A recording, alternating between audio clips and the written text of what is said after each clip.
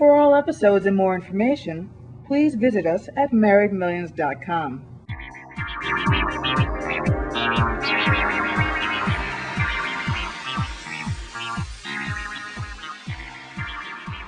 Obviously, we had our conversation and communication about okay, what do we think about this or that.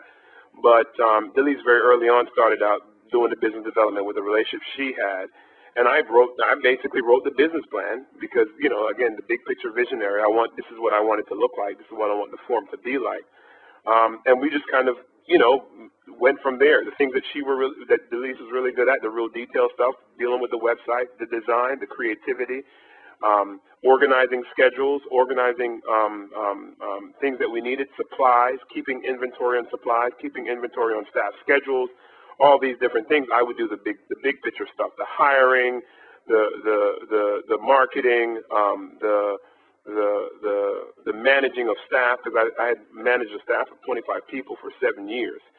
So, it was just almost like the natural skill set that we had, plus what we had experience in was just, it's just kind of, let's just go with what we know best. And that's kind of how it worked out, until obviously RJ came, and then we had to modify a bit. I had to take on a lot of the tasks that Delise would naturally do, but she had already set these systems in place. For me, it was just a matter of replicating what she already had in place because they were already established. So that's kind of how it worked. I would also add that, it was pretty easy. Rahsaan is, people call him E.F. Hutton, kind of when he speaks, people listen. So it was very easy to kind of to do business development around, around what he wanted to do because he's an excellent speaker and, he's very charismatic and people kind of, gravitate towards him. And so it was, wonderful to be able to, promote, the work of Beyond Excellence and kind of what he was doing. It was very easy because then once they met him, he could close the deal. So my job was, get an introduction, get a meeting, and then Rahsaan's job was to close the deal. So once he got in front of these people, he kind of just took it from there. So it was it is and was a lot of fun, particularly in the beginning because a lot of the relationships that I had from working in the mayor's office and working with, the bank CEOs and their crew, I had to introduce these folks to, they had met him in various events that I had for my job, but to introduce, our business to them was a lot of fun because I could say, y'all remember my husband? And they're like, oh, yeah, absolutely. And then they see him and he kind of, he looks the part of, of fitness and of wellness. And so, it was kind of like a tag team, I'm gonna throw up the volleyball. I'm gonna lob it, and you hit it out the park. And so we really enjoyed those kinds of experiences. In the beginning, and like you said, when RJ came, I totally took a back seat because I couldn't go do the meetings anymore. RJ's our son. He is almost 2 years old. And so when he first came, I was nursing. I couldn't do the meetings. I was doing sleep training. I was doing a lot of things that just didn't require me to even do allow me to even do conference calls and those kind of things anymore. And so, Rahsaan had to really take on most of the responsibility. I could do emails and I could, set up meetings, but I couldn't go and do initial conversations like we wanted. And so, but I must say that maybe in the last month or so, now that RJ is almost 2 and is a lot more independent, you don't hear him right now because he's playing in his room by himself.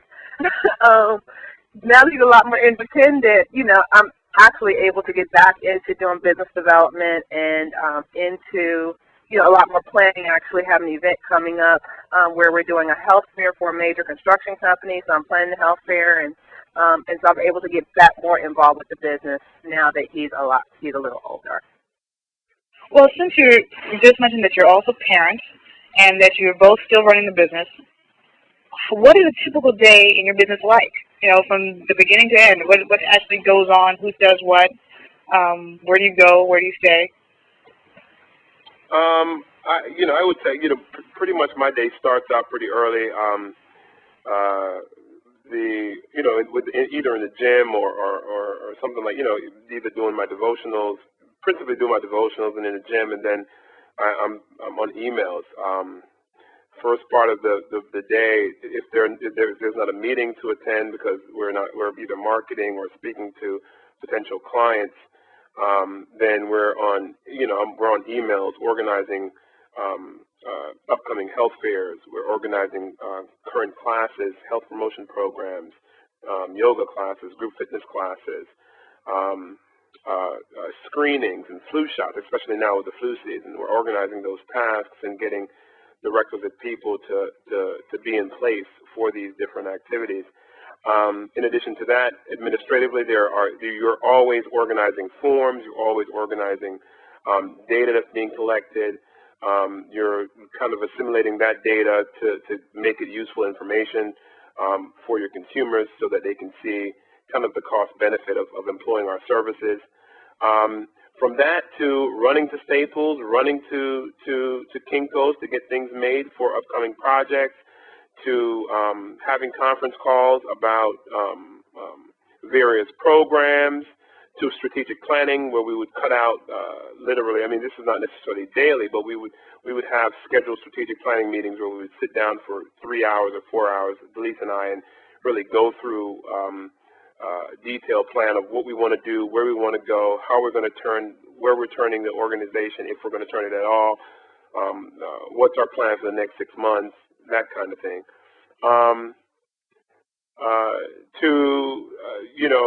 The things that are now involved with parenthood, which I consider a part of the business because we have a home office, and you can't be in a house with a 2-year-old that's not involved constantly, unless he's taking a nap, constantly involved in your space. So, from ensuring that he's okay to keeping him away when I'm on the phone to just being dad at home is also a day-to-day activity. Baby, do you want to add anything? I'm not. Am I leaving anything out? I think you're right. I mean, my day starts off with keeping RJ away from Daddy during the day so that he can make any phone calls that he needs to make, or do any conference calls. And then, RJ always wakes up saying, "Where's Daddy?" I tell him Daddy's at work or Daddy's at the gym. And we usually, RJ and I usually spend the day doing some kind of activity that's unrelated to Beyond Excellence. So, we're either at the Science Museum or at a story time or at the park or at a play group. For me, Beyond Excellence starts when RJ goes to sleep. So when RJ goes down, I primarily, not necessarily for his naps, but I take naps when he takes naps. But when he goes down at night, that's when my work starts. And so that's when I'm doing research and I'm looking for vendors for health fair, or, we have some things going on where we are identifying billing systems, new office space. I'm doing research on those different options, doing research on, we have a new group that we belong to. One is on LinkedIn called Wellness as a Business Strategy, and so it's just a lot of people in the same area where we're talking about, what are indicators that employers are looking at for success in wellness companies, and so I'm looking at that to make sure that we're kind of on the cutting edge in terms of our programs and products. I'll do a webinar, I'll do those kind of things, and I always do those things when RJ has gone down to bed. So for me, you'll see emails coming out at like 9 o'clock, 10 o'clock, 11, 12, 1, 2, or 3 in the morning. So that's when, my typical day for Beyond Excellence starts at 9.